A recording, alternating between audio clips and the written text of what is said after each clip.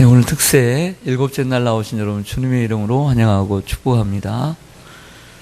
예, 우리 한번 따라서 하겠습니다. 예, 두 주먹을 한번 앞에 쥐고요. 주여 내게 은혜를 베푸소서.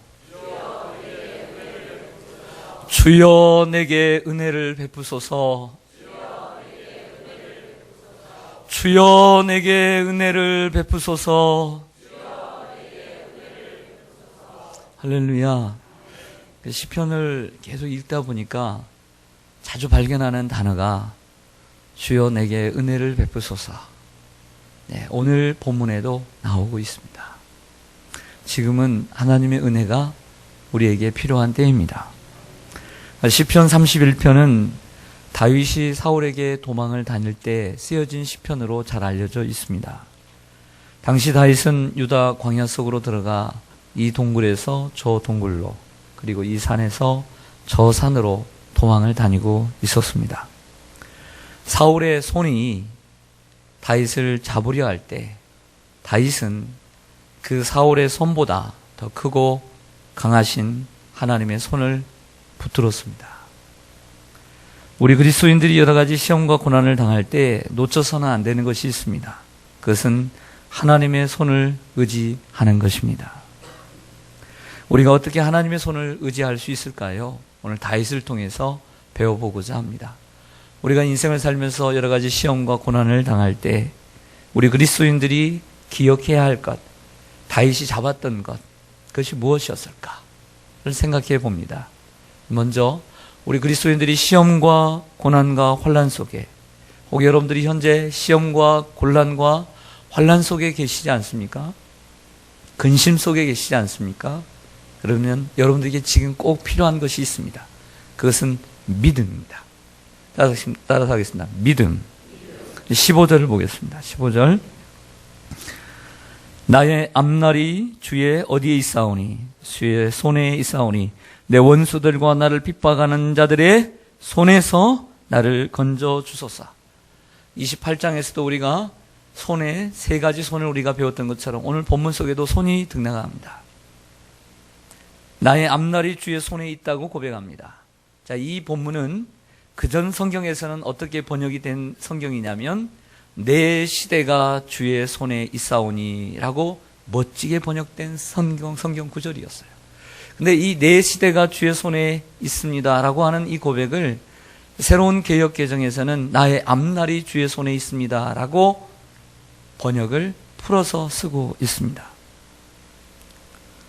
오늘 기도하실 때도 이런 기도를 하세요. 모든 것이 주의 손에 있음을 믿고 나왔습니다. 정말 우리가 오늘 이 시간 나온 것은 우리의 삶의 모든 문제들이, 우리의 인생이 모두 주님의 손에 있음을 믿고 나온 줄로 믿습니다. 믿음을 가져야 돼요. 믿음. 우리의 삶이 흔들리고 내 마음이 흔들리고 내 환경이 흔들릴 때 우리가 가져야 될 것은 믿음이에요. 믿음. 믿음이 있기를 축원합니다. 무슨 믿음입니까? 내 모든 앞날이 주님의 손에 있음을 믿는 믿음입니다. 저 악한 원수들의 손에 있는 것이 아니라 크고 더 강하신 하나님의 손에 있음을 믿는 믿음. 또 하나는 나의 지금 당하는 고난과 나의 아픔과 나의 근심과 그리고 내 모든 것까지 하나님이 다 알고 그리고 보고 계신다는 사실을 믿는 것입니다. 오늘 7절 말씀을 보겠습니다. 7절 말씀 보시면 내가 주의 인자하심을 기뻐하며 즐거워할 것은 주께서 나의 고난을 뭐하시고 환난 중에 있는 내 영혼을 뭐하셨으며. 그렇습니다. 우리는 뭘 믿어야 합니까? 나를 보시고 내 환난을 알고 계신다는 사실을 우리는 믿어야 합니다.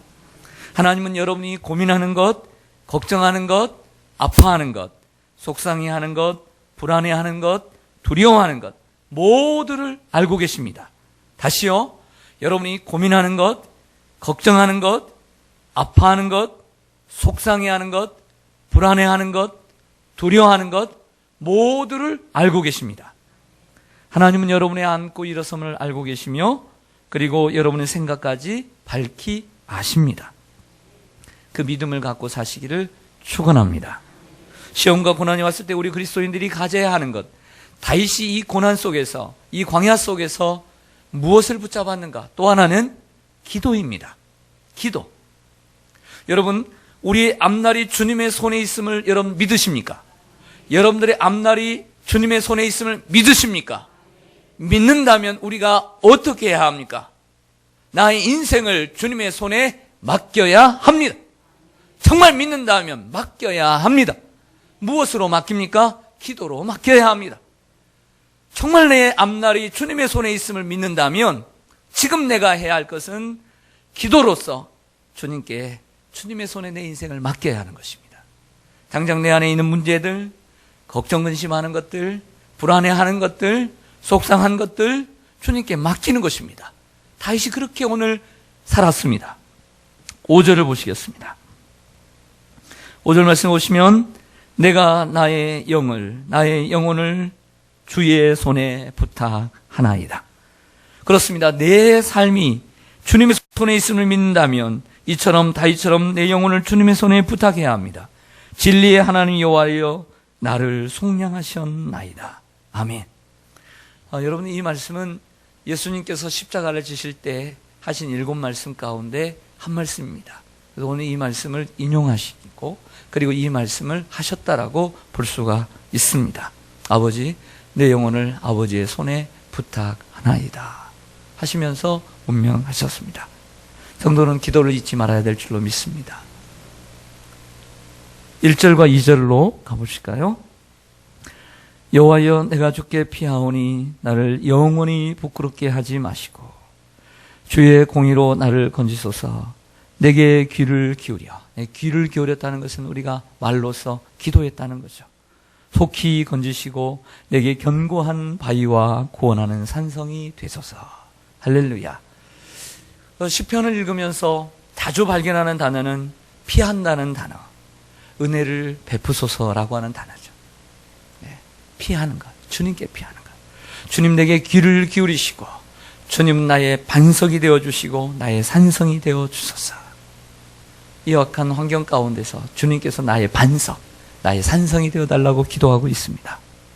성도는 교회에 나와서 기도해야 될 줄로 믿습니다. 또한 교회에서뿐만 아니라 어디에선지 무시로 기도해야 될 줄로 믿습니다. 마음이 답답할 때 기도해야 합니다. 앞이 캄캄할 때 기도해야 합니다. 속상한 일이 생겨도 가슴이 아파도 기도해야 합니다. 가슴이 먹먹해도 기도해야 합니다. 거실에서도 기도하고 침대에 기대어 기도하고 주방에서도 기도하고 책상 앞에서도 기도하고 차 안에서도 기도하며 우리는 항상 기도하는 사람이 되어야 합니다. 기도로 여러분의 문제를 맡길 때 하나님께서 여러분의 마음에 평안을 주실 뿐만 아니라 그리고 그 아파하는 문제까지도 해결해 주십니다. 사랑하는 여러분, 오늘 다윗이 시험과 고난을 당할 때 잊지 않았던 것, 그것은 믿음이라는 거예요. 내 시대가 주께 있습니다. 내 앞날이 주님의 손에 있습니다. 이 믿음, 그리고 주님은 내 지금 삶의 환경을 현미경처럼 내 심장과 폐부까지 감찰하시는 주님, 그 주님께서 다 알고 계심을 믿을 때 위로가 되는 것입니다. 그리고 거기에서 끝나는 것이 아니라 5절 말씀처럼 내가 나의 삶의 문제를 주님의 손에 부탁하나이다. 내 영혼을 주님께 부탁합니다. 나를 받아 주시옵소서. 내 문제를 해결해 주시옵소서. 주께 피하오니 나의 반석과 나의 산성이 되시옵소서. 기도해야 될 줄로 믿습니다. 그런데 생각보다 오늘 성경 좀 긴데 너무나 잘 읽어주셨습니다.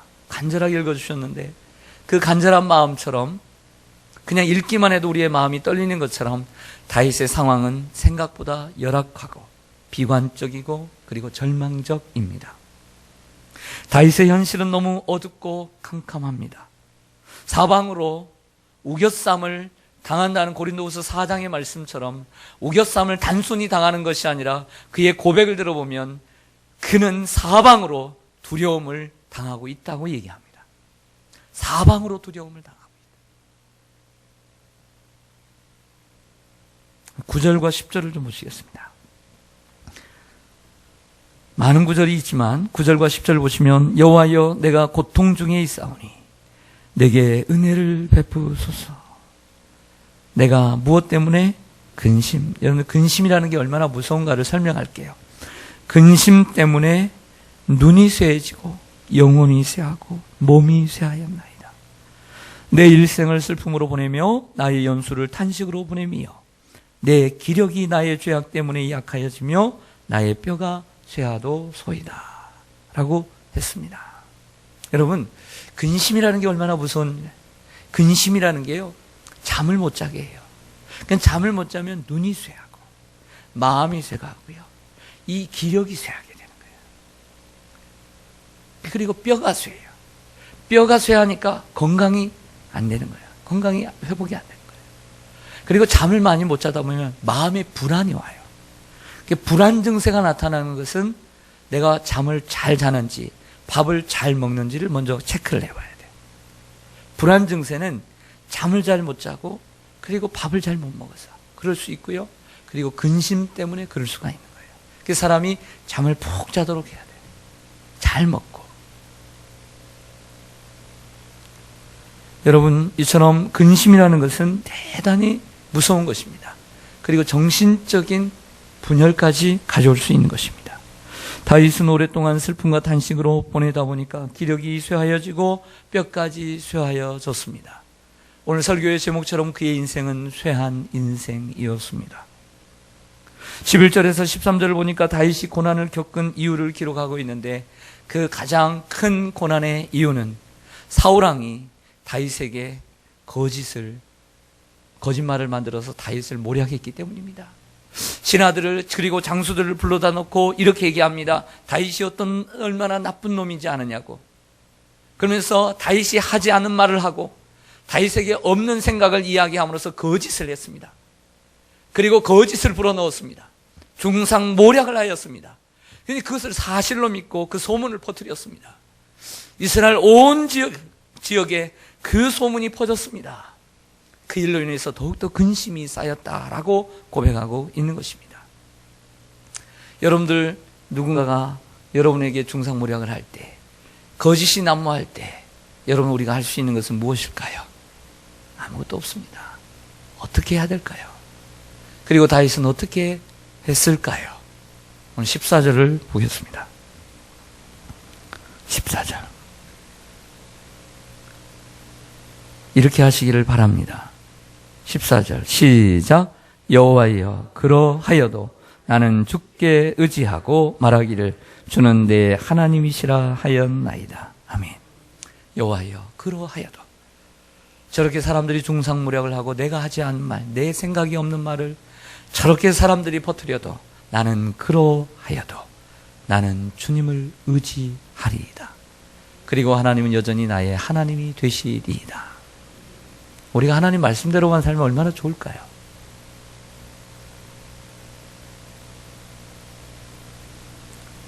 그렇다면 우리의 구주 되시는 예수님은 어떻게 하셨을까요? 그분은 아무런 죄가 없어요. 그는 십자가를 지시는 그 고통의 순간에 있어도 아버지여, 저들을 용서하여 주옵소서 하셨고요. 아버지여, 내 영혼을 아버지의 손에 부탁합니다 라고 기도하셨습니다. 이처럼 하나님을 의뢰했던 것이죠. 자, 말씀을 정리해 보겠습니다. 그렇다면 우리는 어떻게 해야 할까요? 우리는 다윗처럼 어떤 환경이 주어졌을 때, 내 삶이 막 흔들릴 때, 배를 타고 가는데 바람이 불고 그리고 여기저기서 막 포탄이 떨어질 때, 때로는 이것도 포기해야 되고 저것도 포기해야 되고 이것도 버려야 되고 저렇게 버려야 될 때, 내 목숨이 지금 위태할 때, 그래도 우리의 인생의 배에 선장되시는, 내 배의 키를 잡고 계시는 우리 주님을 향한 믿음을 가져야 합니다. 왜? 주님이 아시니까. 그리고 내 앞날이 주님의 손에 있으니까. 그리고 그 하나님 앞에 기도해야 합니다. 아버지여, 내 영혼을 주님의 손에 부탁하나이다. 우리에게 필요한 것은 믿음입니다. 그리고 기도입니다. 여러분, 오늘 참 잘 오셨습니다. 하나님의 말씀, 여러분들에게 지금 믿음이 필요하고 그리고 기도가 필요해서 오신 줄로 믿습니다. 우리는 어떻게 기도해야 될까요? 기도의 방법, 기도의 내용을 가르쳐 드릴게요. 제가 가르친 게 아니고요. 저는 전하는 거고 다윗이 여러분들에게 레슨을 해주고 있어요. 16절입니다. 기도할 때 이렇게 기도하세요. 같이 읽습니다. 시작. 주의 얼굴을 주의 종에게 비추시고 주의 사랑으로 나를 구원하소서. 아멘. 다윗이 이렇게 기도를 합니다. 주님의 종에게 주님의 얼굴을 비춰주시고 주의 사랑으로 나를 구원하소서. 쇠한 인생을 하나님께서 흥하게 하실 줄로 믿습니다. 그렇다면 우리가 어떠한 마음으로 살아야 될까요? 마지막 24절입니다. 자, 이렇게 말씀을 듣고 우리가 기도하고 주님을 믿고 산다면, 주님께 손을 맡겼다면, 주님의 손에 우리가 맡겼다면 어떻게 살아야 될까요? 시작. 여호와를 바라는 너희들아 강하고 담대하라. 아멘. 강하고 담대하십시오. 세상을 이기신 예수님을 바라보며 어떤 환난과 역경과 그리고 두려움이 엄습해 올지라도 세상을 이기신 주님을 바라보고 믿음으로 더욱 강하고 담대히 살아가시기를 주님의 이름으로 간절히 축원합니다. 기도하겠습니다.